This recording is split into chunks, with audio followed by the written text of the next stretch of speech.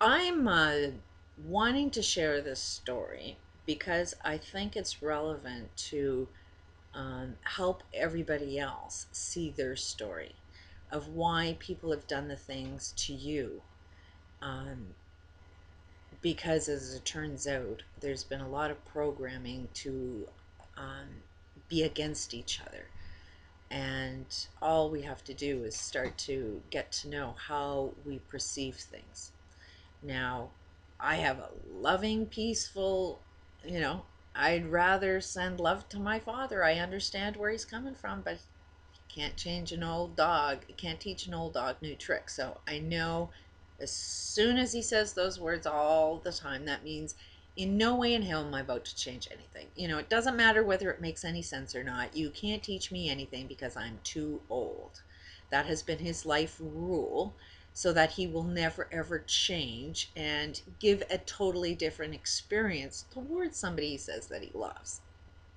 So I have these, they're called holodynes, beliefs. They're information systems within me that my emotions, they're controlled by emotions. You know, this man could say any word and my emotions will get out of control. Or else you could go to the extreme where you've got to be in total control and never show emotion. But that's their tells. You know, people can tell who you are by how you react to things. So, anyways, that is your makeup.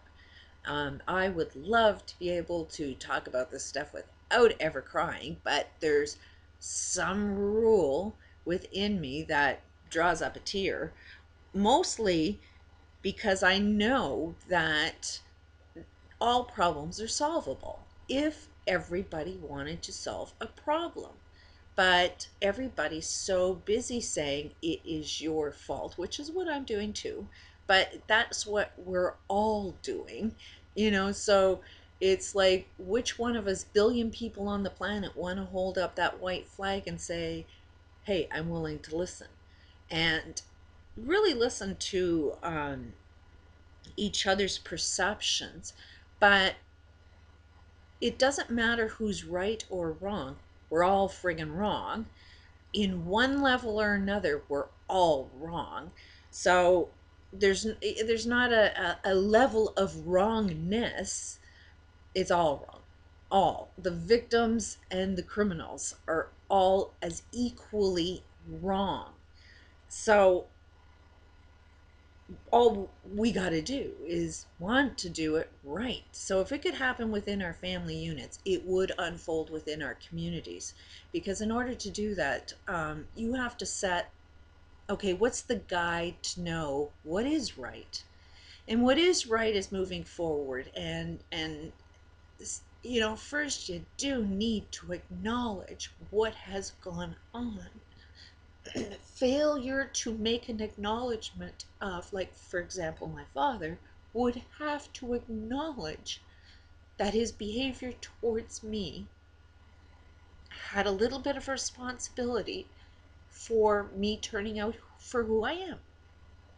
And oddly enough, this man has got some strange life rules that women are the cause of all problems on the planet. Uh, Most women are just single and having babies, pumping out babies. That's all women do, and go on welfare. That is when he wants to have a conversation about anything to do with women and global problems, that conversation will always come up. It's never about a man, and so much sex trade going on in this globe today is caused by men wanting sex from women, you know, so much that all of our advertising is totally focused towards men spending their money looking at sex, you know. So I don't know what world my father lives in, but I mean, my mother could be wearing a turtleneck and she was a friggin' slut. So my mother had a really, really hard time because she just had to look the wrong way. and he would see with his eyes that that's how bad women are. He comes from a family of 10 kids, so his mother was pumping out kids like crazy. They were poor. My grandfather was an alcoholic and a gambler and gambled the house away, and my father supported his family. All of these kids, my father supported, I think, from the time he was 13 or 14. So here's a kid, basically, he's a friggin' kid, um, learning his own personal life rules, not making much sense out of anything because he's so young and doesn't have too much experience. There's probably nobody that's telling him the difference between right and wrong, other than the fact that he goes to work, hands over all of his paycheck, and everybody tells him that he's amazing. He's Superman. So here this guy has this, he knows what's right and wrong, but he has the genetics of an alcoholic father and a mother that's an enabler, and there's 10 kids in the family, so he views his children and his wife somewhat the same because he's looking at it from a kid's perspective that um, all women do that. And so he doesn't really have that much respect for anybody, which he's a very, very depressed man. So viewing his world from just his negative perspective, the question should be, why would you want to think that?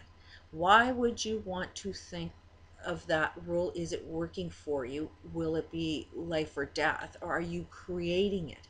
Oddly enough, my father had 2 girls and 1 son, 2 of his daughters on a disability welfare system, and I've had 4 children. Fair amount for this day and age. So my father basically was working towards creating his biggest fear. Not that we wanted to. We're very, very smart. We're very, very hardworking.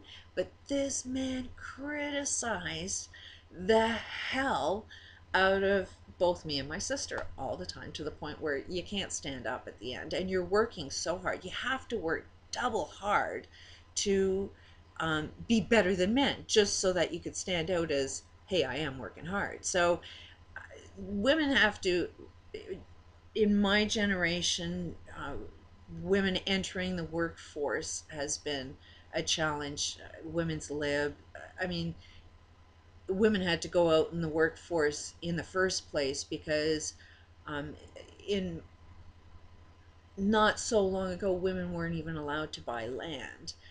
We had no say. You had to do what a man wanted you to do, and you had no say in it. You couldn't do anything. So I know that there's been some sexual abuse in his family that he views his world from. But we'll never, ever, ever talk about it. But a lot of his fears are sexual. My mother can't hug my brother. His hugs are really, really distant. He'll hug because he's got to be a loving family, but it's, for some reason, he's had these strange rules, so it's been very, very cold. But my mother had created Alzheimer's. Um, all the time that I've known her, in order to get out of trouble, she always used to say, "Oh, I got a bad memory. Sorry, forgot." And it worked for her. And I'm not saying that her specific life rule was as clear as day for everybody to see who others have Alzheimer's, but it's definitely an illness that has a cause. I'm kind of hypersensitive, that I've seen things over time. I've seen patterns of it. A lot of people would have never ever noticed that somebody says that often. But when you see somebody saying that all the time, for, well, I'm at least 40. She started getting it in and around when I was 40ish. So for at least 40 years of my life, she's used that rule of her life. And the more that she got away with it, and the more she was exhausted of, this fearful life, the more she did develop medically diagnosed Alzheimer's. So my father's in the hospital. My brother, he is, he's male, so he gets the approval of my father. Always had an amazing relationship with my brother. And He's the golden child. Sadly, um, my brother's an alcoholic and a gambler. My grandfather was a gambler. My brother's showing traits of being a gambler by getting into day trading and traded and lost a lot of money that he doesn't talk about. But he gambled an awful lot and lost a lot from what I heard. I don't know. He could have done real well over the last few years, but I don't think he did. And I mean, passing out on a couch and in the afternoon, drunk, totally passed out. And every time I've seen him, he's been drinking. And every time I've seen him with my dad's always the one handing him alcohol, and they never pay attention to how much he drinks, but I have, and it's like that man drives drunk every time I've seen him. So, but my brother has always criticized me, and those two males have put down us females constantly, constantly, and they don't know they do it. Um, and then they come up with this logic of, you don't take criticism very well. And it's like, how do you respond to something like that? I mean, they are so crafty in how they criticize you to manipulate you to do things their way, and their ways are just screwed up. And it's like, why aren't you making any sense out of something that actually makes sense? What you're talking about, is never making as but Heath goes, instead of having a conversation about, here, let's try and understand something, um, what they do is criticize without having a conversation. And if you try to give your version of an example of why you're doing the things you're doing, they don't want to hear about it. They block off information so they never find out exactly what's going on. And they jump to their own negative conclusions and then push you down and criticize the friggin' hell out of you, and then throw terms at you so you can't even defend yourself by saying you don't take criticism very well either. So if you say anything next, you don't take criticism well, so you pretty much got to shut your mouth. Otherwise, you're guilty of that one too. So you don't get to explain yourself, so you don't you don't fit within his guidelines. But then at the same time, he doesn't even know that I didn't carry on with the conversation. He still, because he didn't have any more information, is wrong in his opinions. And he is a gambling alcoholic and has been on drugs. And that's a big secret. Everything about his life is a huge, massive secret. It's not from his past, but from his current life as well. Everything has always been current, his secrets. And he's been very fearful of me because he's always scared that I might say something. But he creates it. It's almost like he has been pushing me to, why wouldn't I not tell the story? It explains family dynamics. And he's definitely the greedy type after money. And my parents, my father wanted to retire when he was a millionaire. So um, my father, I think, relates to my brother because of that alcohol relationship. He still has that alcoholic relationship with his father. Now he can carry on that relationship um, with his son because it's comfortable, and because he's more the adult, you know. And my brother helps out an awful lot. So I've got to say that I'm sure when they phone, he goes there and helps them out. So he's earned his money for sure. But they had to do it at the cost of getting rid of me. The two girls out of the family had to be basically pushed away. And they don't really see that they've done that. Um, so I've had an interesting conversation after my father saying, "Hey, I do love you and I think about you every day."